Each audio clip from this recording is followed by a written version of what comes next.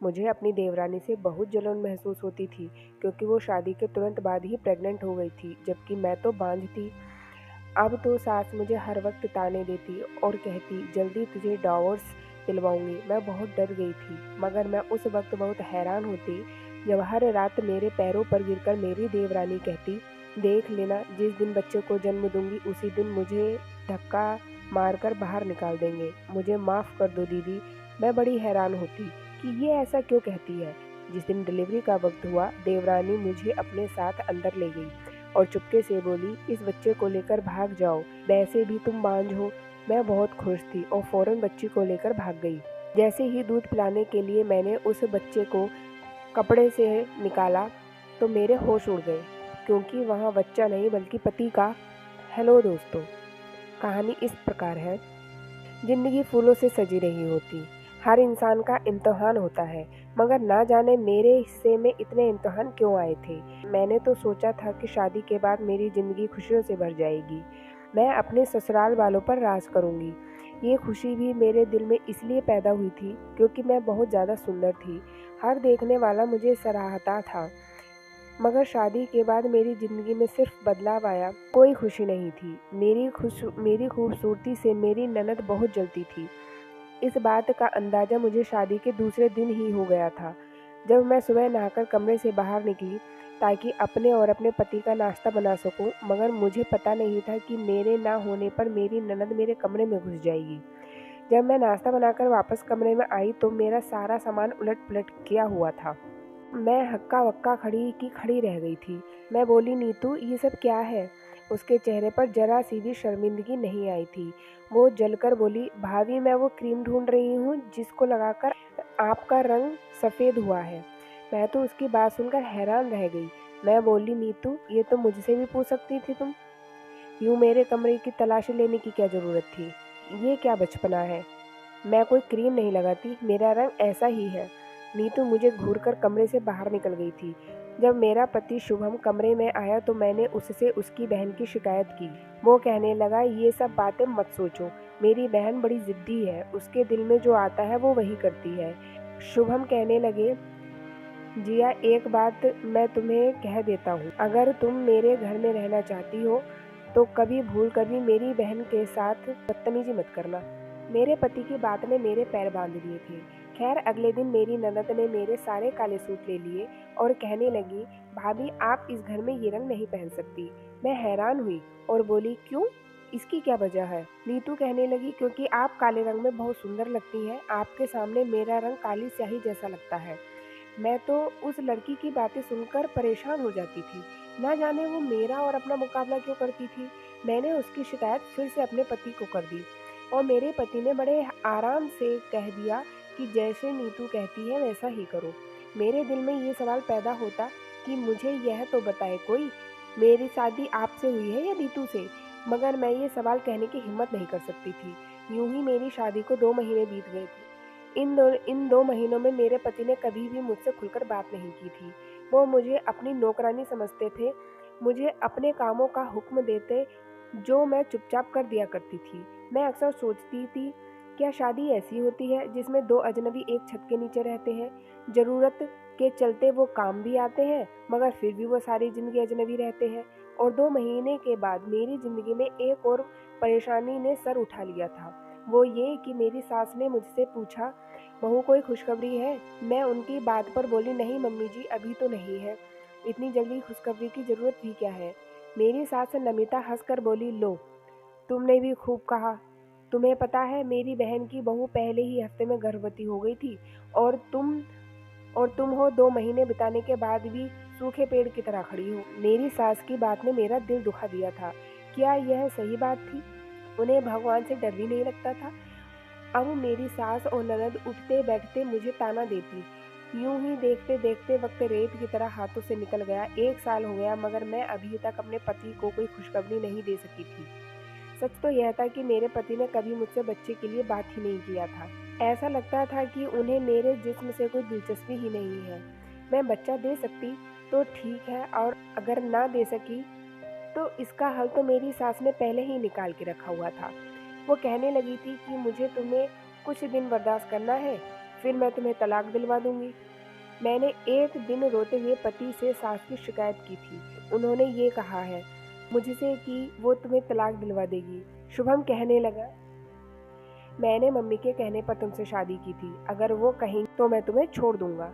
ये बात मैंने बड़ी मुश्किल से बर्दाश्त की थी। बर्दाश्त करने के अलावा मेरे पास कोई और चारा भी तो नहीं था। खैर, मेरी सास आजकल बहुत बिजी सी रहने लगी थी। वो मेरे देवर गौरव के लिए रिश्ता ढूंढ रही थी, मगर इन हालात में भी वो उठते बैठते मुझ पे तानों की बरसात करती रहती। अक्सर कहती थी कि कहीं ऐसा ना हो कि गौरव की पत्नी कहीं जिया जैसी बांझ लड़की ले लूं। मैं ये बातें सुनकर सोचती, क्या मैं सच में बांझ हूँ? बच्चे में देर भगवान की तरफ से भी हो सकती है। मैंने सोचा कि अपना इलाज डॉक्टर से करवा कर देखती हूँ, शायद भगवान मुझे खुशखबरी दे दे। मैंने अपने पति शुभम से कहा कि आप मुझे किसी लेडी डॉक्टर के पास ले चलें। मेरा पति मुझे देखकर बोला, जिया मेरे पास इतने पैसे नहीं हैं कि मैं तुम्हारा इलाज करवाता फिरूं। मैंने ये सुना कि जो औरत बांझ होती है अपना जितना मर्जी इलाज करवा ले, वो बच्चा पैदा करने के काबिल नहीं हो सकती। मैं तो रोने लगी थी। ये बातें मुझे दिमागी तौर पर बीमार कर रही थी। उन दिनों मेरी सास को गौरव के लिए एक अच्छी लड़की मिल गई थी। मैंने सोचा कि क्या पता कि देवरानी के आने के बाद मेरे हालात बदल जाए, इसलिए मैंने इस शादी की तैयारियों में बढ़ चढ़कर हिस्सा लिया था। घर के सारे काम मैंने अपने हाथों में ले लिए थे और फिर एक दिन क्यारा मेरी देवरानी बनकर मेरे घर पर आ गई। मैं बहुत खुश हुई थी कि चलो हम दोनों की खूब दोस्ती हो जाएगी, मगर ये मेरी गलतफहमी ही साबित हुई थी, क्योंकि क्यारा बहुत पढ़ी लिखी थी। वो तो अपने काम से ही काम रखती थी, किसी के साथ ज़्यादा बातचीत भी नहीं करती थी। मैं ही बहाने बहाने से उसका दिल जीतने की कोशिश करती थी, मगर वो कोई खास जवाब ही नहीं देती थी। असल में क्यारा अपने लिए जगह ढूंढ रही थी। मेरी ननद नीतू भी क्यारा के साथ बहुत अच्छी थी।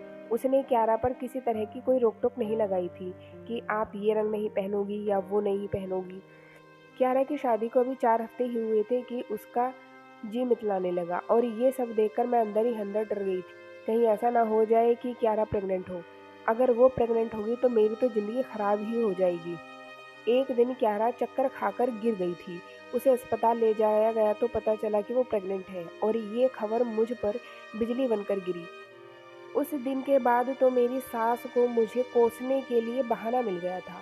वो बैठे बैठे मुझे बांझपन के ताने दिया करती थी। सिर्फ इतना ही नहीं, मेरी जवान ननद भी मुझे ताना देने में पीछे नहीं थी।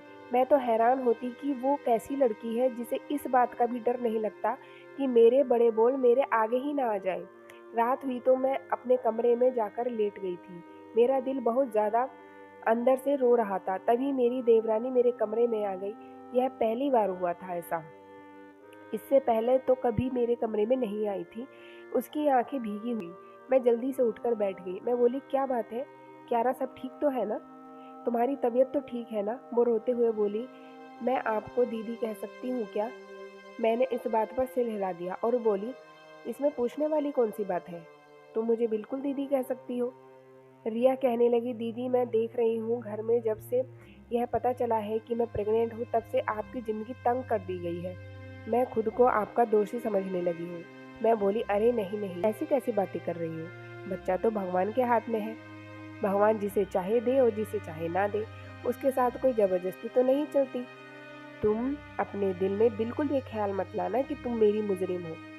उसने इधर उधर देखा और फिर धीरे से बोली, दीदी आपको एक बात बताऊं, ये जो लोग अभी मेरे प्रेग्नेंट होने पर खुश हो रहे हैं ना, जिस दिन मैं अपना बच्चा दे दूंगी यही लोग मुझे धक्का देकर घर से बाहर निकाल देंगे। मैं परेशान हो गई और बोली, भगवान ना करे कभी तुम पर ऐसा दिन आए, भगवान सब अच्छा करेंगे। वो मेरी बात सुनकर मुस्कुरा दी और उठकर मेरे कमरे से चली गई। थोड़ी देर बाद ही कमरे में शुभम आ गए थे। वो बहुत बेचैन लग रहे थे। कमरे में यहाँ वहाँ टहल रहे थे। इससे पहले मैं कभी इन्हें इतना परेशान नहीं देखा। ऐसा लग रहा था जैसे वो मुझसे कुछ कहना चाह रहे हो, पर उन्हें कोई शब्द नहीं मिल रहे। मैं खुद ही आगे बढ़कर बोली, क्या बात है शुभम, आप मुझसे कुछ कहना चाहते हैं? मेरी बात सुनकर उन्हें थोड़ी हिम्मत मिली। वो बोले, हाँ मुझे तुमसे एक बात पूछनी थी। ये गौरव की पत्नी अभी तुम्हारे पास क्यों आई थी? मैं बोली, बस वैसे ही, मुझसे बातें कर रही थी। शुभम जल्दी से मेरे पास बैठ गए और बोले, अच्छा क्या बातें कर रही थी? मैंने आज तक उन्हें किसी में इतनी दिलचस्पी लेते हुए नहीं देखा था। मैं बोली, बस कुछ नहीं। वो फिर से बोले, मुझे एक एक बात बताओ, तुम दोनों में क्या बातें हुई थी? मुझे अब शुभम पर गुस्सा आ रहा था। उन्होंने मुझसे तो कभी इतनी दिलचस्पी नहीं ली थी।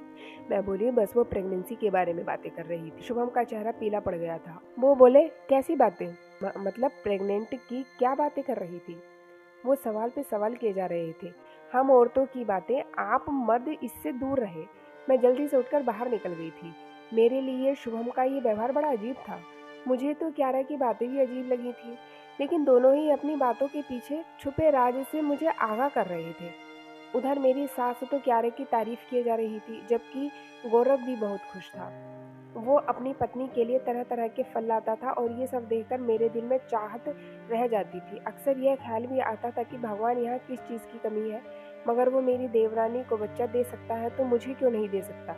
मैं इन्हीं बातों को सोच रही थी कि शुभम नाश्ते के लिए किचन में आ गए थे। वो बोले, क्या सोच रही हो? मैं बोली, मैं सोच रही थी कि मैं किसी डॉक्टर के पास चली जाऊं खुद के लिए। इस बार आपको नहीं कहूँगी कि आप मुझे साथ ले चलें। मेरी बात सुनकर शुभम हंसकर बोले, जिया, तुम अब भी नहीं समझ पाई? क्यारा के प्रेग्नेंट हो जाने के बाद तो तुम्हें अपने बांझपन का यकीन हो जाना चाहिए था। तुम न जाने अब तक किस गलतफहमी में बैठी हो। मैं ये सब बातें सुनकर तंग हो चुकी थी। पहले तो बहुत रोया करती थी, मगर अब तो रोना भी नहीं आता था। शुभम नाश्ता करके चले गए थे तो थोड़ी देर बाद क्यारा किचन में आ गई तो बोली, दीदी मुझे बहुत भूख लगी है। मैं बोली, तुम बैठो, मैं तुम्हारे लिए नाश्ता बना देती हूँ। वो मेरी बहुत इज्जत करने लगी थी। जब से पता चला था कि क्यारा प्रेग्नेंट है, तब से मेरी सास उसे काम नहीं करने देती थी, यहाँ तक कि नाश्ता भी खुद बना कर दिया करती थी। वो नाश्ता करके बोली, दीदी आपके घर वाले कहाँ हैं? वो आपसे कभी मिलने क्यों नहीं आते? क्यारा की बात सुनकर ना चाहते हुए भी मेरी पलकें भीगी हो गई। मैं बोली, क्यारा, मैं जब छोटी सी थी तब मेरे पापा की मृत्यु हो गई थी। बहन भाई तो मेरा कोई था ही नहीं। अब मेरी शादी हुई तो कुछ दिन बाद ही पता चला कि अब मेरी मम्मी भी चल बसी। मेरा कोई मायके में नहीं है। मुझे पता है कि मेरी सास ने मुझे अपने बेटे के लिए पसंद भी इसलिए ही किया था क्योंकि मेरे आगे पीछे कोई नहीं था। अब देखो ये लोग मेरे साथ क्या सलूक कर रहे हैं। अगर मेरे आगे पीछे कोई होता तो मुझे ये दिन ना देखने पड़ते। क्यारा मेरी बातें सुनकर बहुत उदास हो गई थी। मैं बोली, क्यारा, भगवान का शुक्र है कि तुम प्रेग्नेंट हो, वरना तुम्हें भी ये सब झेलना पड़ता जिनसे मैं गुजरी हूँ। क्यारा की आंखों में बड़ी उदासी छा गई थी। वो बोली, क्या हुआ अगर अभी मुझे वो दुख सहन नहीं करना पड़ रहा जिससे आप गुजरी हो? मैं जब बच्चे को जन्म दूंगी तब आप देखना मेरे साथ ये लोग क्या सलूक करेंगे। मैं बोली, क्यारा मुझे बताओ, तुम ऐसी बातें क्यों करती हो? मुझे तो लगता है कि बच्चे देने के बाद तुम इस घर की लाडली बहू बन जाओगी। वो हंसकर बोली, आपको कोई बुरा सपना आया है क्या? इतना कहकर वो चली गई थी। रात हुई तो वो फिर मेरे कमरे में आ गई थी। हाथ जोड़कर मुझसे माफ़ी मांगती रही और रोती रही। मुझे नहीं पता था कि वो ये सब क्यों कर रही थी, मगर यूं ही वक्त बीतता गया और उसका पेट फूलने लगा था। उसकी डिलीवरी के दिन जैसे जैसे पास आते जा रहे थे वो बहुत ज़्यादा परेशान होने लगी थी। एक दिन सुबह से ही उसकी हालत बहुत ख़राब थी। तब मेरी देवरानी अपने कमरे में चली गई। उसने कमरे को अंदर से कुंडी लगा ली थी। उसकी तकलीफ से भरी आहों की आवाज़ बाहर सुनाई दे रही थी। ऐसा लग रहा था जैसे वो किसी सच की बात से गुजर रही है। मेरी सास तो तड़प उठी थी, दरवाजा बजाने लगी कि बहू दरवाजा खोलो, तुम्हें डॉक्टर के पास ले चलें। कियारा बोली, नहीं मम्मी जी, मैं अपनी डिलीवरी खुद ही करूंगी। उसकी यह बात सुनकर मेरी सास तड़प उठी, कहने लगी, ये कैसा बचपना और जिद है? ऐसा होता है क्या? ऐसा ना करो कि हम अपने वारिस को खो दें। फिर मेरी सास बोली, अच्छा चलो मैं किसी दाई को बुला कर ले आती हूँ। तभी भी रिया ने मना कर दिया, बोली, आप बस जिया दीदी को कमरे में मेरे पास भेज दो। मैं बड़ी परेशान हो गई थी क्योंकि मुझे इस बारे में कोई समझबूझ नहीं थी। मैं किस तरह कियारा की मदद कर सकती थी? मेरी सास ने मुझे जबरदस्ती अंदर अंदर भेज दिया। मैं अंदर गई तो मेरे होश उड़ गए। कियारा कंबल में बच्चे को लिए बैठी रो रही थी और मुझसे कहने लगी, दीदी आप इस बच्चे को लेकर भाग जाओ। मैंने कहा, मैं कहाँ जाऊंगी, तुम पागल हो क्या? फिर वो मुझसे विनती करने लगी। मैंने कहा, अच्छा ठीक है, पर ये बताओ मेरा तो कोई नहीं है, मैं जाऊंगी कहाँ? रिया ने मुझे एक पता लिख कर दिया और पीछे के रास्ते से बाहर निकाल दिया। मुझे नहीं पता कि मेरे पीछे क्या हुआ होगा। उसके बच्चे को बड़ी होशियारी से लेकर आगे बढ़ रही थी। आखिरकार वो पता भी आ गया जहां मुझे पहुंचना था। मैंने दरवाज़ा खटखटाया तो एक आदमी ने दरवाज़ा खोला था। वो मुझे देखकर बहुत हैरान हुए और बोले, आप तो क्यारा की जेठानी है ना? मैंने इस बात में सर हिला दिया। बोली आइए आइए। वो मुझे अपने साथ अपने घर में ले गए थे। वहाँ क्यारा की मम्मी, बहन, भाई सब वहीं थे और उसकी मम्मी ने मुझसे पूछा कि आपकी गोद में क्या है? तो मैं बोली क्यारा का बच्चा, उसने आज ही इसे जन्म दिया है। मेरी बात सुनकर क्यारा के मम्मी पापा और भाई बहन बहुत खुश हो गए थे और उसकी मम्मी ने जल्दी से आगे बढ़कर बच्चे के मुंह से कंबल हटाया। ये देखकर हम सब दंग रह गए कि वहाँ बच्चा नहीं बल्कि मेरे पति। हम सब लोग हैरान रह सब लोग मुझे अजीब निगाहों से देखने लगे कि क्यारा की मम्मी बोली बेटा तुमने हमसे इतना बड़ा झूठ क्यों बोला? मैं रोने लगी। मैं बोली नहीं आंटी, मैंने आपको कोई झूठ नहीं बोला है, बल्कि ऐसा मजाक तो मेरे साथ क्यारा ने किया है। आंटी जी, क्यारा कहने लगी कि आप तो बांझ हैं, आप ऐसा करें कि मेरा बच्चा लेकर इस घर से भाग जाएं। मगर देखिए यहाँ तो बच्चा ही नहीं है। तब क्यारा की बहन आगे बढ़ी और बोली क्यारा आपके साथ मजाक नहीं कर सकती, जरूर कोई ना कोई राज की बात इस कंबल में छिपी है। इस कंबल में बच्चा नहीं है तो क्या हुआ, आपके पति के नाम की डॉक्टर रिपोर्ट तो है ना? मैं मायूस हो गई थी। मैं बोली मुझे शुभम की डॉक्टर रिपोर्ट का क्या करना है? तब क्यारा की बहन ने वो फाइल मुझसे पकड़ ली थी। वो अब उस फाइल को पढ़ रही थी। वो एकदम से चौंक गई थी। कहने लगी ये देखो दीदी, मैंने कहा था ना कि क्यारा आपके साथ मजाक नहीं कर सकती। असल मजाक तो आपके साथ आपके पति और आपकी सास ने किया है। ये देखिए, इसमें साफ साफ लिखा है कि आपका पति शुभम कभी बाप नहीं बन सकता। दीदी दीदी बांझ आप नहीं, आपका पति है। मैं ये बात सुनकर दंग रह गई थी। मैं फूट फूट कर रोने लगी। मैं बोली अगर उन्हें ये सब पता था तो फिर वो मुझ पर जुल्म क्यों ढाते रहे? शुभम की रिपोर्ट के नीचे ही गौरव की रिपोर्ट भी थी। उसमें भी यही लिखा था कि गौरव भी बांझ है। तब सब लोग चौंक गए थे और क्यारा की बहन बोली क्यारा ने आपके हालात देखकर झूठ मूठ कर ड्रामा किया होगा कि वो प्रेग्नेंट है, क्योंकि वो जानती थी कि अगर वो ऐसा ना करती तो घर में सब उससे नफरत करने लगते। क्यारा ने ड्रामा किया तो आपकी सास को लगा होगा कि शायद चमत्कार हो गया और मेरे बेटे की खामी दूर हो गई, जबकि वो तो उन लोगों के साथ रहकर उसका राज पता करना चाहती थी। असल राज तो ये है कि वो दोनों भाई बच्चे पैदा करने के लायक ही नहीं है। तो अब मुझे समझ में आया कि क्यारा क्यों कहती थी कि इन लोगों ने मुझसे बच्चा छीनकर मुझे घर से निकाल देना है। क्यारा के मम्मी पापा बोले हम अपनी बेटी को उन कमीनों के घर से वापस लेने जा रहे हैं। मैं बोली अंकल जी, मैं आपके साथ चलूंगी। वो राजी हो गए। हम सब मेरे ससुराल पहुंचे तो देखकर दंग रह गए कि मेरी सास और ननद बुरी तरह से क्यारा को पीट रही थी और कह रही थी कि तुम्हारी इतनी हिम्मत कि तुम हमारे साथ झूठ बोलो। अंकल को बहुत गुस्सा आया। उन्होंने पुलिस को फोन कर दिया और मेरी बेटी के ससुराल वाले उस पर जुल्म कर रहे हैं ऐसा कहकर रिपोर्ट करा दी। शुभम भी अपने कमरे में आ गया। मैं तो आगे बढ़ी और जोरदार थप्पड़ उसके मुंह पर मारा और फिर थूक कर बोली मैंने अपनी ज़िंदगी में तुम जैसा कमीना इंसान नहीं देखा। तुम मुझे भरोसे में लेकर अपनी कमी बता सकते थे, मैं तब भी तुम्हारा ही साथ देती। हम बच्चा गोद ले लेते, कोई दिक्कत नहीं थी। मगर तुम लोगों ने मेरा जीना हराम कर दिया था। तुम लोगों ने मुझे बांझ बना दिया था। मुझे फ़ौरन तलाक दो। शुभम ने तो मुझे तलाक दे दिया, मगर गौरव बोला कि मैं अपनी पत्नी को तलाक नहीं दूंगा। मैं उसे इस धोखे का मज़ा चखाऊंगा जिसमें उसने मुझे पिछले 9 महीने से रखा हुआ था। इतने में पुलिस आ गई। पुलिस ने दोनों भाइयों को अपनी पत्नियों पर जुल्म करने में गिरफ्तार कर लिया था। उसके बाद क्यारा के माता पिता मुझे अपने साथ ले गए। वो कहने लगे कि आज से तुम हमारी बेटी बनकर रहोगी। क्यारा ने अपने पति पर तलाक का मुकदमा दर्ज कर दिया। उसे भी अब तलाक मिल गया था और यूं हम दोनों लड़कियों की ज़िंदगी क्यारा की समझदारी की वजह से बच गई थी और आज हम बहुत खुश हैं। अंकल ने अपनी बेटी के साथ साथ मेरे लिए भी घर ढूंढकर मेरी शादी कर दी। अब क्यारा के और मेरे दो दो बच्चे हैं। धन्यवाद दोस्तों। उम्मीद करती हूँ दोस्तों कि आपको कहानी पसंद आई होगी। आप किस तरह की कहानी सुनना चाहते हैं प्लीज़ कमेंट बॉक्स में ज़रूर बताएं। मैं उसी तरह की कहानी लाने की पूरी कोशिश करूँगी। दोस्तों प्लीज़ मेरे चैनल को सब्सक्राइब जरूर करें, लाइक और शेयर भी करें।